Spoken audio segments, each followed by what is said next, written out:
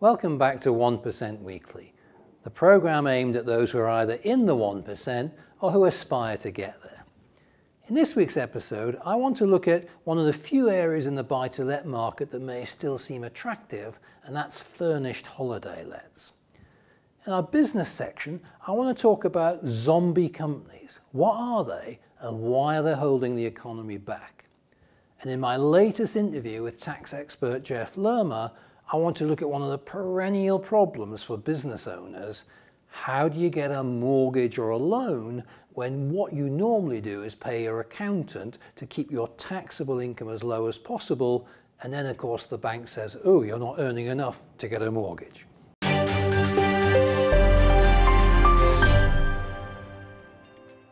One sector of the buy-to-let market that's not been impacted by all the recent changes is furnished holiday lets. So as you're probably aware by now, Clause 24 has meant severe restrictions on how you can offset your finance costs against your rental income in arriving at your taxable profits. Well, with a furnished holiday let, you can actually offset all your finance costs, just like you could in the good old days of residential buy-to-let. Also, there have been quite significant restrictions now on what you can claim in terms of repairs and maintenance in the residential world, whereas with furnished holiday lets, you can actually refurbish them to a really high standard and then offset the entire cost against your rental income. Now, there are some rules around all of this. The property has to be available for 210 days a year, and it has to be let for at least half of that time, 105 days a year. And you've got to let it commercially. You can't just let it out to your friends at mates' rates. But if you achieve all of that, then you can actually qualify for business rates rather than for council tax. And if those rateable value of the properties is below 12,000, then you can actually end up claiming 100% relief on your business rates. Now the good news is that certainly in peak season, you can make as much in a week with a holiday rental as you might in a month with a normal residential property. But do remember, you will need to provide and pay for things like Wi-Fi, some sort of digital TV package. You'll be paying all the utility bills, etc., because they're paying a single all-in rental for that week. And you're not supposed to really let it out for more than about a month at a time maximum. There are, again, detailed restrictions around that. You'll probably have to remortgage the property, especially if it's currently on a buy-to-let mortgage. So make sure you check with the mortgage provider and you understand the availability of the right mortgage before you turf your buy-to-let tenants out. And of course, the main point of all this is location, location, location. It's only going to work if it's in a place where somebody would actually want to rent a holiday home. So if it's a 2 up, 2 down in the middle of Grimsby or in the middle of Sunderland, it probably isn't going to be worth thinking about as a holiday let. But if it's in the seaside or it's in the countryside, it could just be a really nice way of making some serious money from a buy-to-let model. The only caveat you've got to say is, we know how desperate the Treasury and the Chancellor are, so is it just a matter of time before we level the playing field by applying all the the restrictions into this area as well?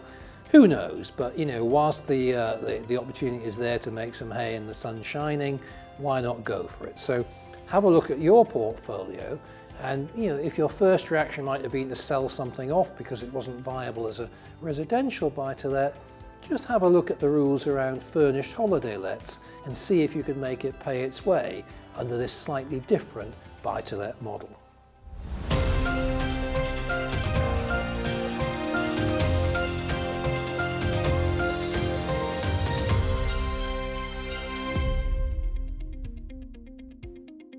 You may have noticed that one of the challenges facing Western economies has been limited growth in productivity. And one of the theories being put forward for that is the increasing number of what are called zombie companies. And the zombie company is defined as a company that's been around for about 10 years, just to eliminate startups, but in the past 3 years has not earned enough in profits to cover the interest on its debts. And I suppose in the light of the recent collapse of Carillion, you might see what the potential issues around these zombie companies could be. Because what it essentially means is they've been able to stay in business simply because of close to zero interest rates. And as soon as interest rates start to climb, these companies could be finished off. It's actually, I think, true of some countries as well. But in this context, capitalism normally goes through a process of creative destruction. Typically in a recession and in the period after a recession, companies that were badly run or who were overburdened with debt simply go out of business. And some new companies start up to take their place. What's happened this time around, and this is directly the result of the central bank policies of money printing and zero interest rates since the financial crash, these companies have kind of lingered around. They're still there. They're on life support machines and they haven't been killed off.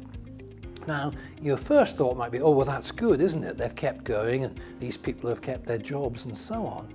It's actually not good because A, as I've said, it's limiting productivity, and B, those people and that capital could be working in much more productive ways if they were in the right companies that have got real products for real markets and real growth. So it's a very negative, it's like having an anchor on the economy, weighing it down.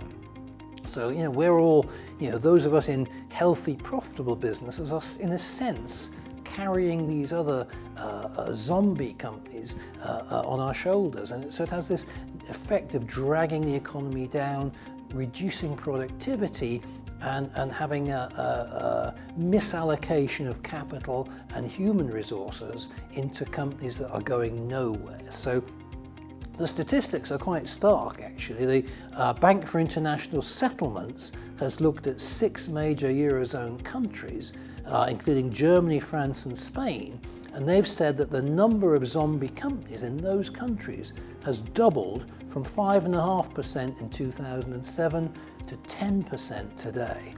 And in Italy and Spain, the proportion has tripled. So, this is a big and a growing problem. Also, a lot more companies these days are loss-making. 10% of American companies now come into that category. How long can they go on? If they're loss-making now in this benign, low interest rate environment, what they're going to do as interest rates start ticking up, you have to assume they're going to collapse like a house of cards. So I think we need to be aware of it. It's both, as with all these things, an opportunity and a threat. There may well be the chance for you to pick up the assets of a zombie company for pennies in the pound once the interest rates tip them over the edge. You may even be able to preempt it with an offer to acquire them, get rid of the dead wood and bring the assets into your company to make better use of the people, intellectual property, etc. So just be conscious of the fact that at least 10% of the companies trading out there at the moment are close to insolvent. They may be loss-making. They've not made enough to cover just even their interest payments in the last 3 years. Make sure they're not your best key suppliers, and also see if there's any potential to acquire them and get yourself some bargain assets that can help grow your business out of these ossified zombie companies.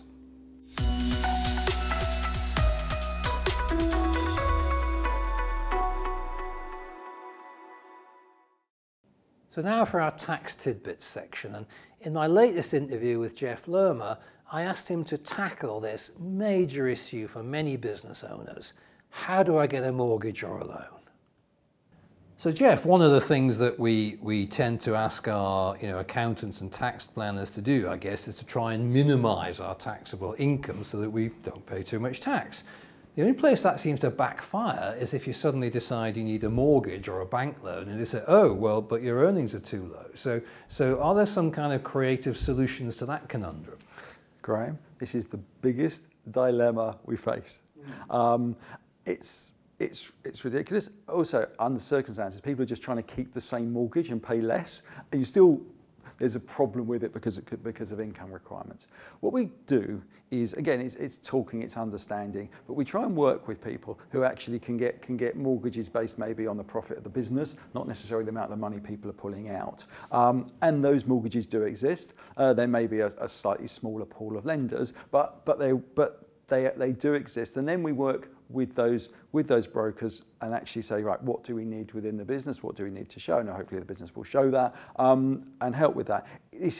But it's hard. This is not sort of an easy thing, and it does require often probably a couple of years worth of planning. In 2021 we plan to move house. Right, what should we do now?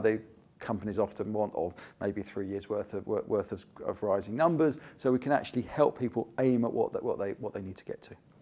Okay, so really it's kind of taking a forward view of either, I guess, mortgages for your own lifestyle reasons or for investment purposes, and saying, well, over the next 3 to 5 years, this is what I want to do.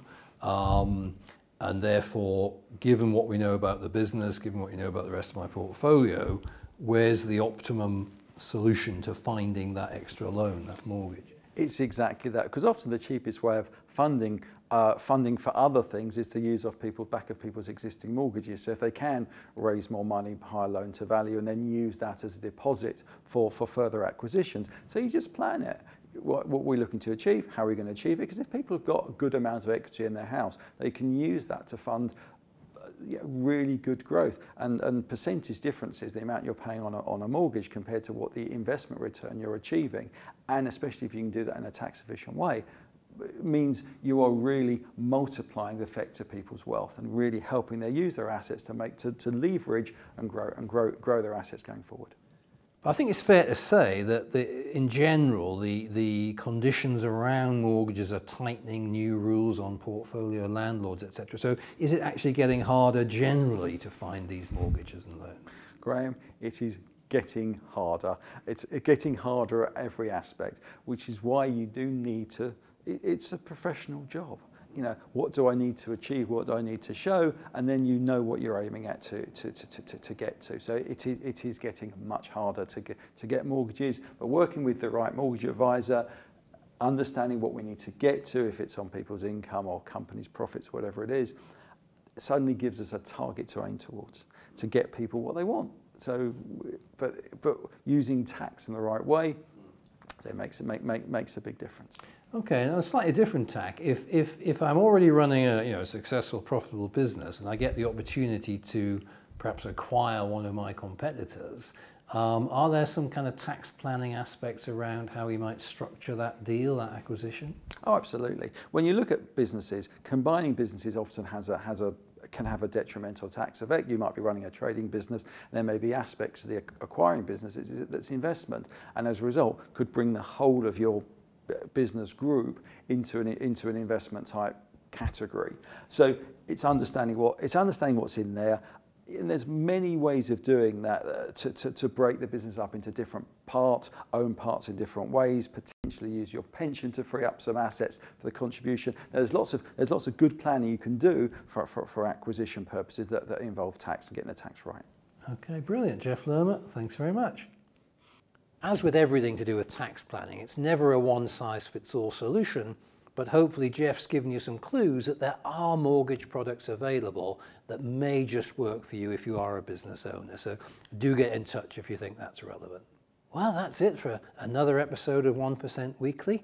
Quite a broad range of topics that we've addressed today, but again, I think you'll see there's some great investment opportunities out there. There's some potential business opportunities and some acquisition opportunities, and the chance to actually get hold of mortgage or loan funds, even if you are a business owner. That's all for this week. Really look forward to having another chat with you on next week's episode of 1% Weekly.